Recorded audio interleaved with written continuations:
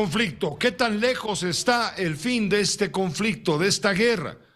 Rafael Fernández de Castro, internacionalista, director del Centro de Estudios México-Estados Unidos de la Universidad de California en San Diego, seguramente tendrá un comentario y quizá una respuesta difícil. Se la estamos poniendo a Rafael. Gusto en saludarte, Rafael, como siempre, es un enorme gusto. El gusto es mío, efectivamente, esa es la pregunta. ¿Qué tanto va a durar esto? ¿Qué tantas bajas va a haber más? Porque ha habido muchas bajas de ambos lados. Se calcula, Estados Unidos calcula que más o menos ha habido 200,000 bajas rusas, no necesariamente todos, digamos, aparentemente un poco más de 100,000, digamos, de soldados que han muerto y como otros 100,000 heridos, son muchísimos. Sin embargo, Rusia y Vladimir Putin ayer, fíjate nada más, Pepe, en un estadio enorme de 80,000 gentes, lo llenó de burócratas, mandó muchos, regaló camiones, regaló boletos, hubo muchos artistas ahí rusos, literalmente hablando de la ocupación, hablando del nacionalismo ruso y celebrando lo que llaman, no, ni siquiera lo llaman guerra, sino una operación militar. Un Putin que está decidido después de un año a seguir, pero un Putin que no se lo esperaba. Él esperaba que iba a caminar literalmente hasta Kiev.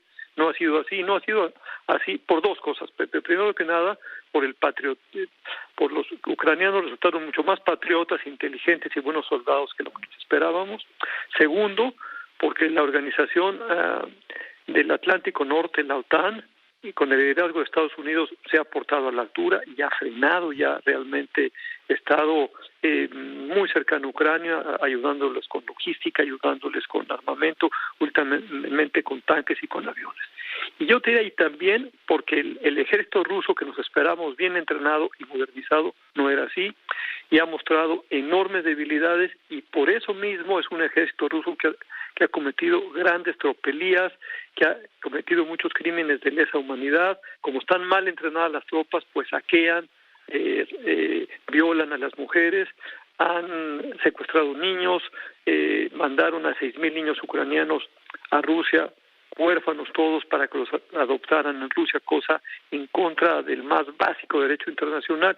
Y finalmente, Pepe, yo te digo una cosa terrible que ha hecho Vladimir Putin, es de repente asustar y de repente decir igual uso armas atómicas. Entonces las cosas no están fáciles, estamos en un momento muy difícil del mundo, la primera guerra en Europa desde la Segunda Guerra Mundial, y no tiene para cuándo acabar, porque Putin insiste en que tiene que ganar esto y los ucranianos insisten en que no se van a dejar, y el mundo occidental, sobre todo Estados Unidos y sus aliados europeos, y yo te diría, y una OTAN que no solamente que se agranda, y se agranda en todo sentido, o sea, tiene incentivo, que es luchar ayudando a Ucrania, y por eso tiene dos nuevos miembros, que son Finlandia y Suecia. Entonces, yo diría, de mucha sorpresa el primer año de la intentona de ocupación Rusia-Ucrania, pero, y acabo esa parte del comentario, Pepe, diciendo lo siguiente: lo malo de todo esto es que entre más se alargue el conflicto, más posibilidades tiene Rusia,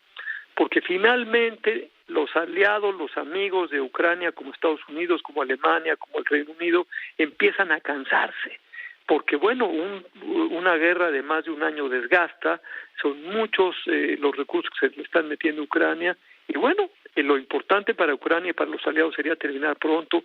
El 2023 sería el año, no se ve fácil, y la verdad es que no se le ve salida, porque Rusia tiene una gran salida, un gran amigo que se llama, como bien lo decía, con cuidado, Juan Ramón de la Fuente, China. Y ayer nos decía el embajador representante permanente de México ante la ONU que este conflicto ha costado 3.8 trillones de dólares.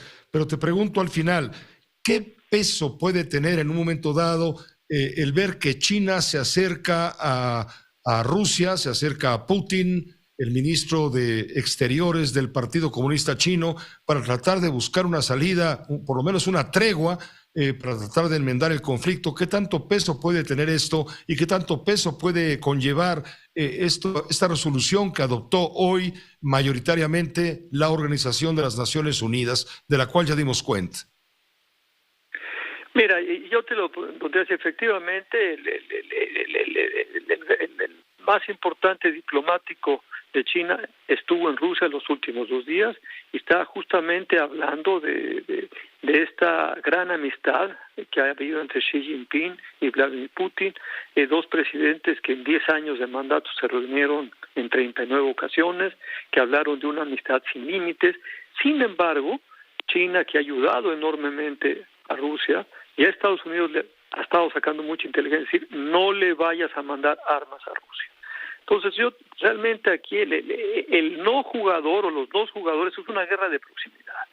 China, por un lado, alentando y ayudando a Rusia. ¿Por qué lo ayuda, Pepe? Lo ayuda porque lo que quiere China y Rusia tiene un objetivo común, que es acabar con la Pax Americana, es decir, con este orden que estableció Estados Unidos desde 1945. ¿Qué es la Pax Americana? Es la OTAN, son las Naciones Unidas, son todas estas instituciones como el Banco Mundial que surgen después de la Segunda Guerra Mundial y que crean una paz muy importante en el mundo que dura casi 80 años hasta que le interrumpe Ucrania y que había traído los mejores beneficios o yo te diría el periodo más largo ininterrumpido sin guerras. Eso es lo que no quiere Rusia y China porque sienten que es un sistema económico y un sistema global a modo para los Estados Unidos y lo es.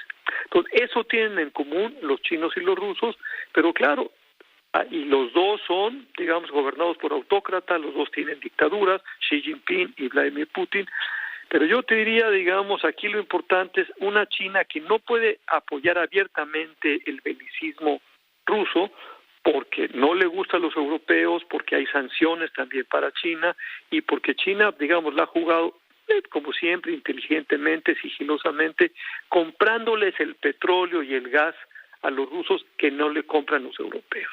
Y hay otros actores importantes como Israel, como la propia India, que bueno, pues la están ahí jugando entre los dos, porque lo que estamos viendo, Pepe, y ese es el telón de fondo, es que vivimos, yo así lo siento, un nuevo mundo bipolar, en donde ahora los dos grandes polos son, por un lado Estados Unidos y por el otro lado China, pero ahora la diferencia de la Guerra Fría que vimos y que acabó en 1989 es que Estados Unidos quiso mancuerna con China para aislar a la ex Unión Soviética, ahora es al revés.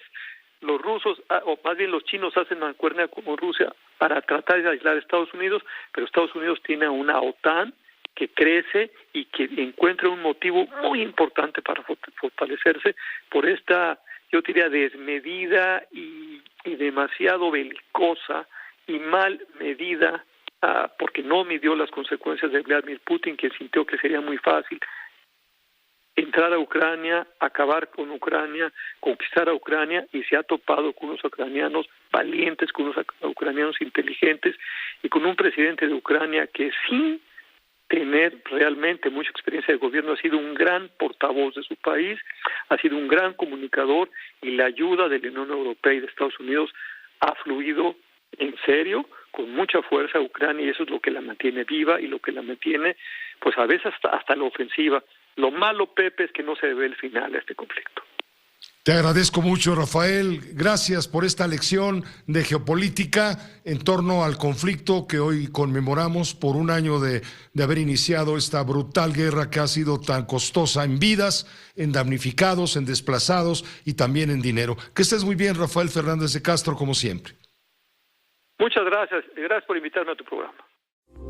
Esta fue una producción de Grupo Fórmula. Encuentra más contenido como este en radioformula.mx.